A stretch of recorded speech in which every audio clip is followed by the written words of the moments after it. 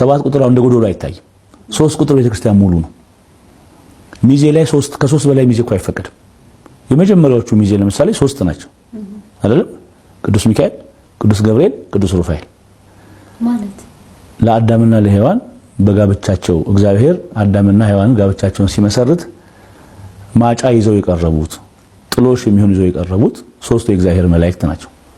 ቅዱስ ሚካኤል፣ ቅዱስ ገብርኤልና ቅዱስ ሩፋኤል ናቸው። ያመጧቸው ነዋያት 3 ናቸው።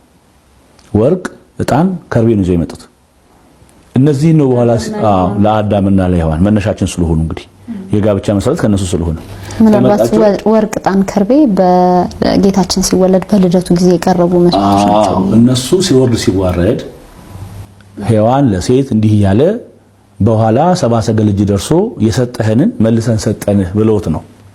እነዚያው ነዋያት ናቸው የተሰጡት። እነዚያ 3ቱ ወርቁ፣ ዕጣኑ፣ ከርቤው በ3ቱ መላእክት ሚዜነት ጋብቻቸው ስለተከናወነ 3ቱን ይዘው መጡ።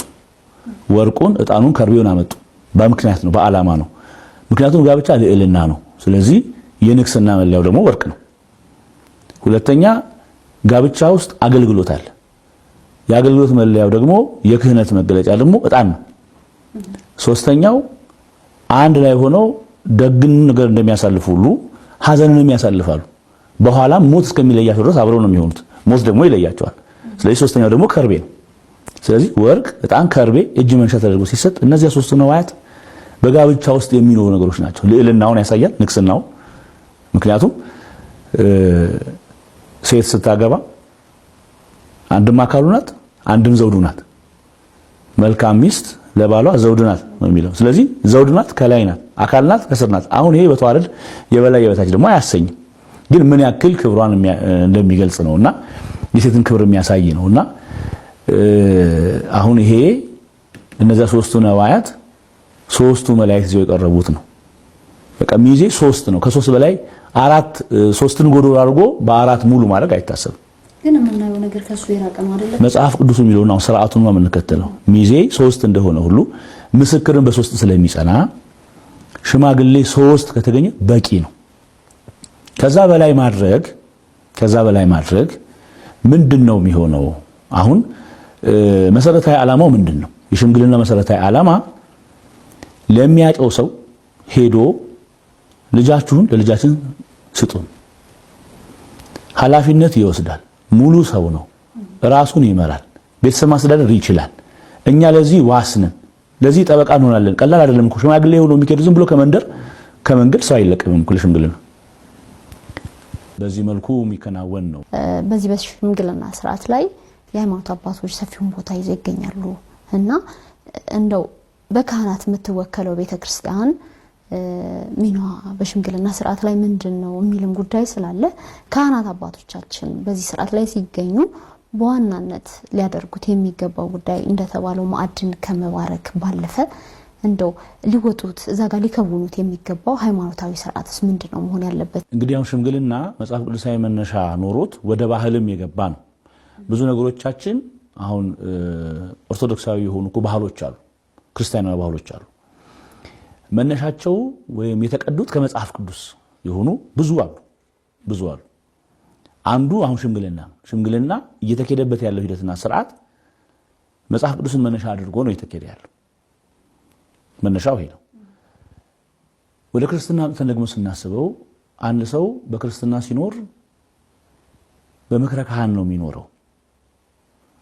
አንድ ሰው ንስሐ አባት ይኖረዋል፣ መምህረ ንስሐ ማለት ነው። መምህረ ንስሐው በህይወቱ ስለሚኖረው ነገር እያማከራቸው ነው የሚኖረው። አንድ ሰው እያማከረ እያደገ ይመጣል። አሁን ከአንድ የህይወት ምዕራፍ ወደ ሌላ የህይወት ምዕራፍ ሊሸጋገር ነው። አንዱ መሸጋገሪያው እንግዲህ ጋብቻ ነው። ይሄ ሰው ብቻውን ሲኖር የነበረ ሰው እስከዚያን ድረስ በመከራከርን ሊኖርበት ይገባል። ንስሐ እየገባ ከካህን ጋር የተመካከረ ነው የሚኖረው። ከዛ ደግሞ አሁን ለጋብቻ ደረሰ። ለጋብቻ ሲደርስ አስቀድሞ ከመጣበት ይልቁንም በበለጠ ከንስሐ አባቱ ጋራ በዚህ ህይወት ሊመካከርበት ይገባል።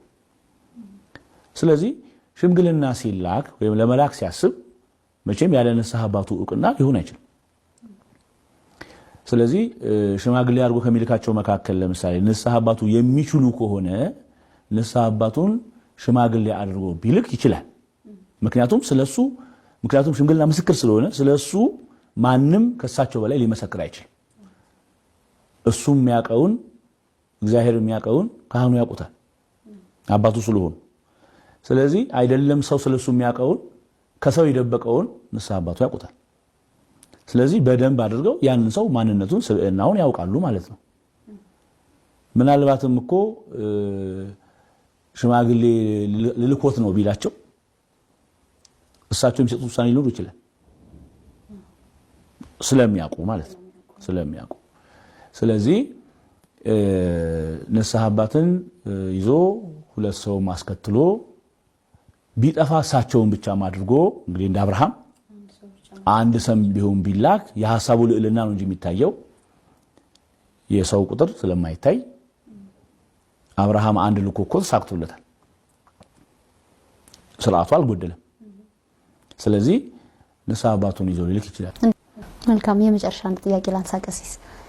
ምናልባት አንዳንዴ መንፈሳዊው ነገርና ባህላዊው ነገር ተዋህዶ እናገኘዋለን። ምናልባት ሽምግልና ላይ አንዳንድ ማህበረሰብ ውስጥ ከ50 ከ60 በላይ ሽምግልና መላክ እንደ ባህል ይታይና እነዛ ማህበረሰቦች ደግሞ በክርስትናው ሃይማኖት ውስጥ ያሉ ሆነው እናገኛቸዋለንና እንደው ምናልባት የሚጣረስ ነገር ይኖር ይሆን? ይሄንን ማጥራት ብንችል። ሽማግሌዎቹ ኃላፊነት እንዳለባቸው መዘንጋት የለባቸው። ኃላፊነት ለመውሰድስ እንዴት ነው የሚሆነው? 60 ሰው ነው ኃላፊነት የሚወስደው። እነማን ናቸው ተጠያቂ የሚሆኑት? ስለዚህ እናውቀዋለን፣ ያስተዳድራል፣ ኃላፊነት ይቀበላል ብለው እየሰጡ እያሉ